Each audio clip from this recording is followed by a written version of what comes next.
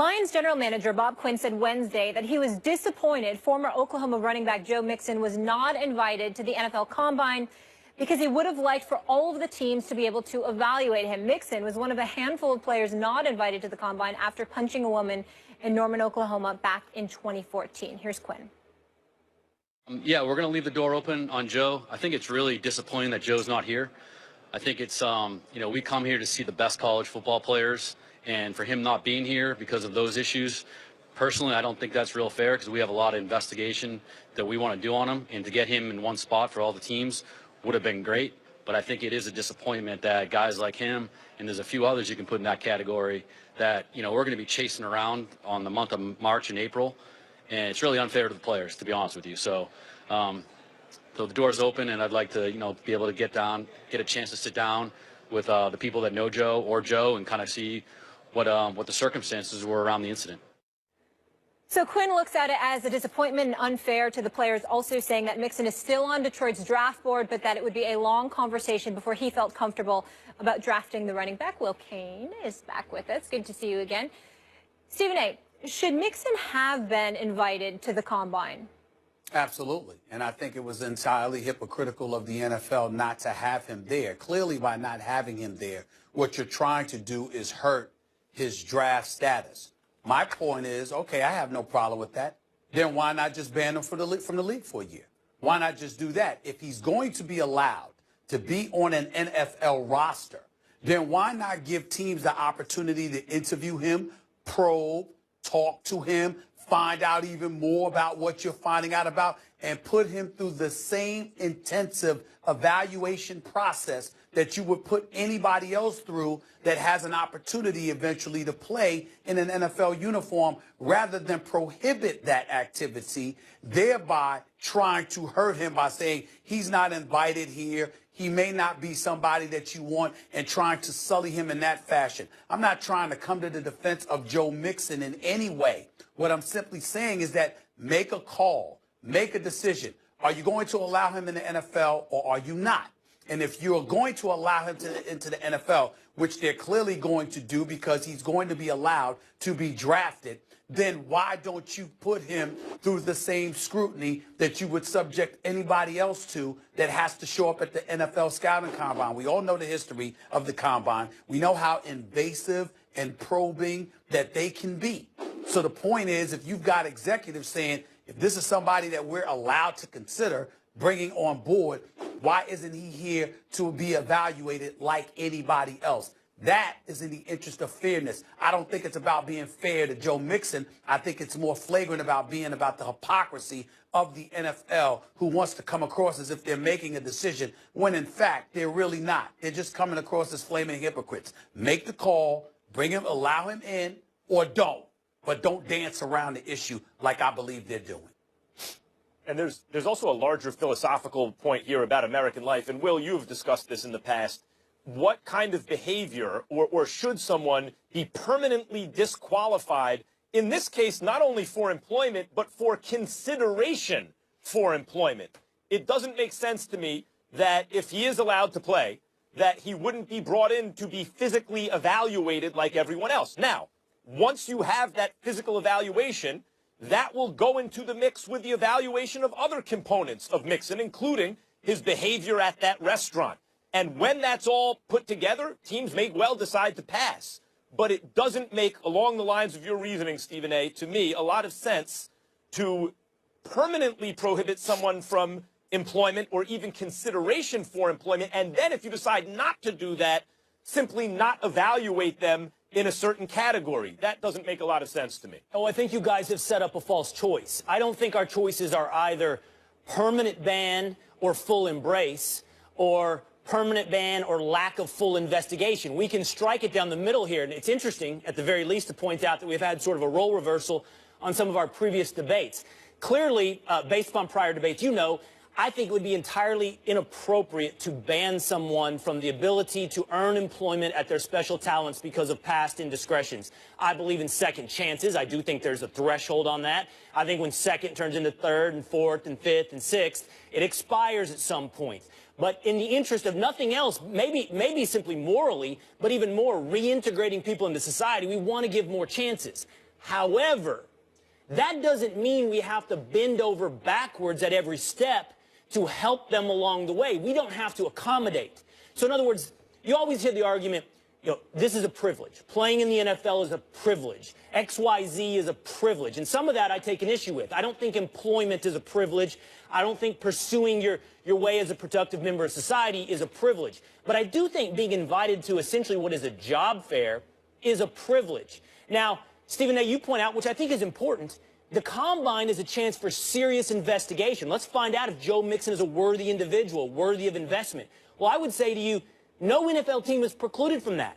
If they're really interested in Joe Mixon, they can go on their own to his pro day. They can go sit down with him personally. And in fact, any team that's really willing to weigh the pluses and minuses of Joe Mixon should show that level of investment. They should go meet with him. I don't think they should in any way think they should be disappointed, as the Lions GM said, that he's not there and made it easy for them. The point in the end is this. We can strike a middle course. It can be nuanced. It doesn't have to be you're all the way in or you're all the way out. Yes, Joe Mixon should be able to be an NFL player, but he doesn't have to be invited to every job fair on his way to that employment. Well, the way I disagree No, with but you, his physical talent. Go ahead, Steve. Where I disagree with you, Will, is this. That, by what we heard from Bob Quinn, the Lions general manager, you're essentially hurting the teams, per se, for the actions of a Joe Mixon. Because, yes, like you just said, they could step out and evaluate him. But it would take extra work. It would take, and they should, and it would take extra work on their part.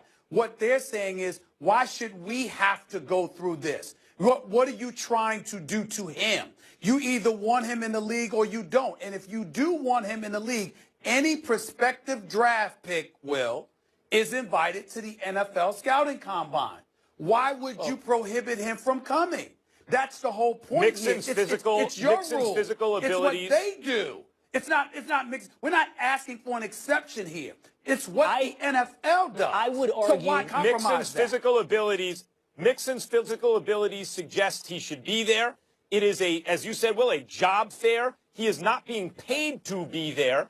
And in fact, it's an information gathering process. It doesn't make a lot of sense to me. Why exclude him from that when that information you gather there, which really makes it easier for the teams, will be put in the mix with other information, including his behavior in the restaurant, and teams may well pass after that. Well, first of all, any team that's unwilling, who finds it too hard to go visit Joe Mixon personally, to invest in that level of investigation, probably shouldn't be drafting him anyway. So I don't buy this whole thing about it's hurting the team. Not the issue. I don't want a team that wants to casually run him through a combine interview to be the one that drafts him. If you want to take on Joe Mixon, show that you're willing to investigate fully what it is to draft Joe Mixon. You want them to devote more resources? Yes. You think because of his bad behavior, teams should devote more resources to checking him out? Is he not a higher risk? Why put the burden on the teams? Is he not a higher risk? Maybe, but why put the burden on the teams? Because they're the ones that are going to be employing them. If you take on a higher risk, show the willingness to invest further. You don't know if you want to. If it doesn't work out, it may not be worth it. I disagree with you, Will, but I totally understand where you're coming from. You're saying if you want Joe Mixon, we're going to make you work harder in order to probe him, investigate him, and ultimately acquire him. We're not going to make it easier. I'm saying leave it there, that's guys. still wrong for the NFL to do because it reeks of hypocrisy have a rule. Yeah, on their Stephen, part. I have a lot of issues with the NFL on this one in terms of the inconsistency, but I will save that for tomorrow. Coming up next, a member of Jerry Jones' own family is saying he's not trustworthy. We'll tell you exactly what they said. Plus, Colin Kaepernick was at the center of controversy last season as he decided not to stand up for the national anthem before games. What does he plan to do this season? We'll get into that next.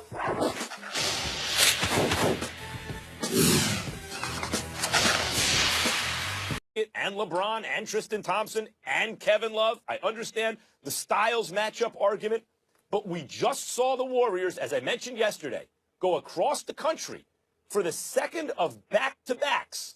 They didn't have Kevin Durant for most of the game, and Steph Curry spent his second consecutive night ice cold. The Wizards, one of the top teams in the East, are playing at home and highly motivated, on a roll, and won by the skin of their teeth. And that's because the Golden State Warriors, like the Spurs, are extremely well coached.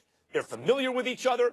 They play as a machine. They have unselfish players. They can play the modern brand of basketball as well or better than anyone. And when you add Kevin Durant to the mix, and you Steph Curry, MVP, Kevin Durant, MVP, Klay Thompson, they have an offense, Stephen A., where a lot of the times the best option for the opposing defense is a wide-open Klay Thompson, who might be the greatest shooter ever, or at least capable of getting hotter than anyone ever. That oftentimes is the best option for the defense, and to mention nothing of Draymond Green and guys on the bench like Iguodala and Livingston and all that, and the championship pedigree. This one, I get why people would talk about the Spurs, but they should not be hopeful that Durant comes back and plays for the Warriors if they believe that if the idea is, yeah, because we have a better chance against the Warriors with Durant than against the Spurs, because they are wrong about that. They have a much better chance against the Spurs than against the Warriors at full strength. I'm not sure about that, and I don't see how you can say that considering that experience matters, savvy matters, tempo matters, physicality matters. All of those things come into play come playoff time.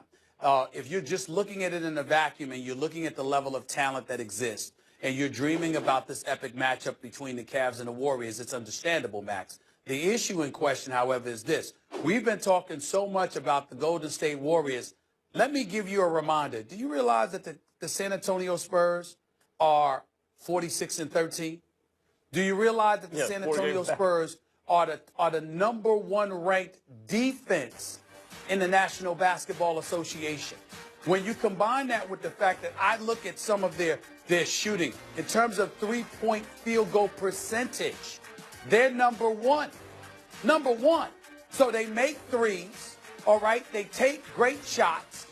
They play great defense, and it's a collective effort. And more importantly, the tempo that they play at is not conducive to something that would be advantageous for the Cleveland Cavaliers. Other than tempo, though, Stephen A., everything you just said about the Spurs applies to Golden State, but with Durant, better players, period. Like, Tony Parker's good, even though he's older. He ain't close to Steph Curry.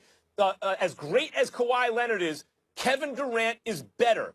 Draymond, like, just think about the starting fives. Tony Parker, Danny Green, a very old Pau Gasol, still effective offensively, defensively not as much. LaMarcus Aldridge, you want to Steph Curry, Klay Thompson, Kevin Durant, and Draymond Green? It's just more talent on one side, much more. First of all, Max, a couple of things you got to consider. Understand that the San Antonio Spurs have 10 players averaging better than 17 minutes a game. 10. It's number one. Number two, when we talk about age, we're going to assume, because we make these prognostications and beyond based on people being healthy on the court playing. Once you're healthy and you're on the court playing, there's no back-to-back. You're getting about 2 days rest between games, okay, because you're healthy for each game.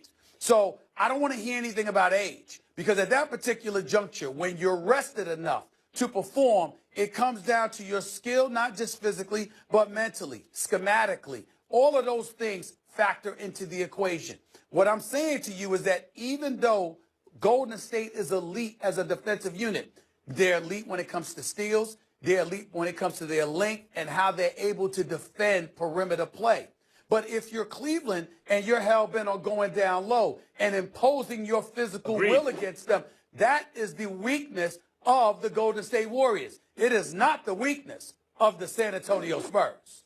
That's what I'm saying. By the way, just remember the playoffs the last couple of years. San Antonio looked like a well-oiled machine early, and then a younger, more athletic team ran them out of the building a couple times. I mean, that's how they got bounced recently. I don't see fundamentally, at least in terms of their starting five, how it's going to be any different.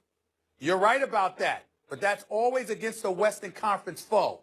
Never in the finals has San Antonio got run out of the gym. Stephen, I'm just so grateful that you're optimistic about these matchups in the West and the NBA. This is a good thing. Ain't it special? Because a happy Stephen A is a happy Molly I gotta admit, I'm starting to feel the NBA fever now, Max. I'm starting to feel the NBA fever. Things are turning around. We're feeling good about it. On that note, gentlemen, let's leave it there because we need to talk about a few NFL items. Coming up next, the Patriots are looking like they're going to keep Jimmy Garoppolo after all. Could he be the Aaron Rodgers to Tom Brady's Brett Favre? Plus, could the former bad